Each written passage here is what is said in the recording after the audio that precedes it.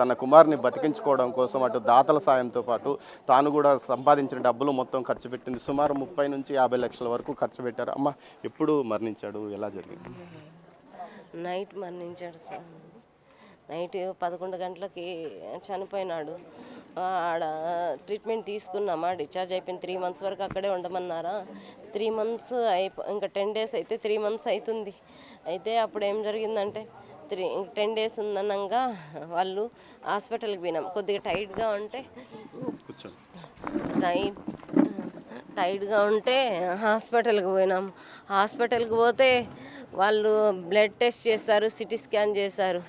మీ అబ్బాయి ఇంకా బ్రతకడమ్మా, తీసుకెళ్ళిపోండి అని చెప్పారు. తీసుకొని వచ్చేసి ఇక్కడ పెట్టాము. నైనా హాస్పిటల్కి ఇంకా ఏదైనా చూద్దాం రా అంటే వద్దమ్మా, ఇంకా నా వల్ల కాదు, నేను ఈ గుచ్చిపెట్టుకోలేను, వెయిన్స్ లేవు, ఎంత చేసినా వెయిన్సే దొరకవు. అబ్బాయికి ఒక సూది వేయాలన్నా కానీ వెయిన్స్ లేవు.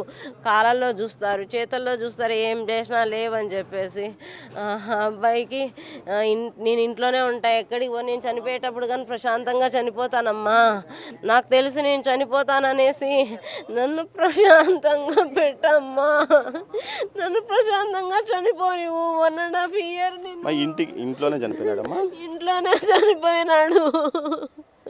నిన్ను ప్రశాంతంగా చనిపోనివమ్మా, ఈ 10 రోజులన్నా నన్ను ప్రశాంతంగా ఉన్నివమ్మా అని చెప్పారు. నైట్ ఏదైతే నిన్న రాత్రి 11 గంటల సమయంలో కౌశిక్ తన మృత్యు ఒడిలోకి చేరుకున్నారు. అతని అంత్యక్రియలు ఏర్పాట్లు ప్రస్తుతం జరుగుతున్నాయి. ఇందుకోసం పెద్ద సంఖ్యలో అతని స్నేహితులతో పాటు కళాశాల స్నేహితులు, వారి బంధువులు కూడా వచ్చారు. వీరందరూ అతని అంతిమయాత్రలో పాల్గొనడానికి ఇక్కడికి చేరుకున్నారు.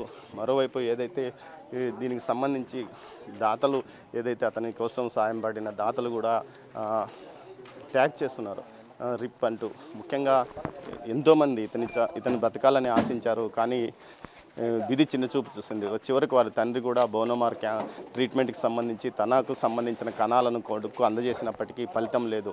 అటు ముందుగా బసవతారకంలో చికిత్స పొందారు. ఆ తర్వాత బెంగళూరులో హాస్పిటల్లో, తర్వాత చెన్నై హాస్పిటల్లో సుమారు 3 నెలల పాటు ట్రీట్మెంట్ తీసుకున్నప్పటికీ ఫలితం మాత్రం లభ్యం కాలేదు. చివరికి ప్రశాంతంగా తన ఇంట్లోనే తాను మరణిస్తానని తల్లిదండ్రులు కోరడం, దీనికి తోడు శరీరం ఏదైతే ట్రీట్మెంట్కు సహకరించకపోవడంతోనే మరణించాడని తల్లి చెప్తుంది.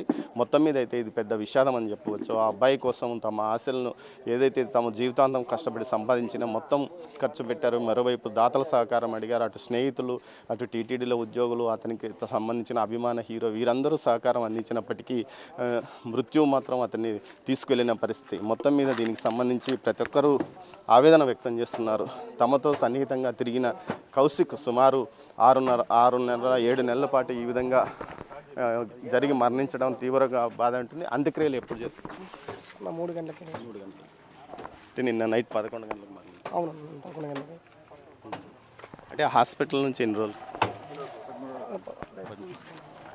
13 రోజులు అవుతాం. బాగా ఇబ్బంది పడ్డాడు. హాస్పిటల్ ఇబ్బంది పడినా చెప్పడం అంతవరకే, మనం ఏం చూసింది ఏం లేదు.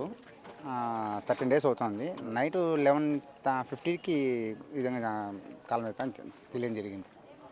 ఏదైతే జూనియర్ ఎన్టీఆర్ వీరాభిమానిగా ఉన్న కౌశిక్ తను చివరిగా ఒకసారన్నా జూనియర్ ఎన్టీఆర్ను కలవాలనుకున్నాడు. కానీ తన ఆరోగ్యం బాగుపడిన తర్వాత ఖచ్చితంగా కలుస్తానని జూనియర్ మాట ఇచ్చినప్పటికీ చాలా తోడ్పడినారు కృష్ణ గారు.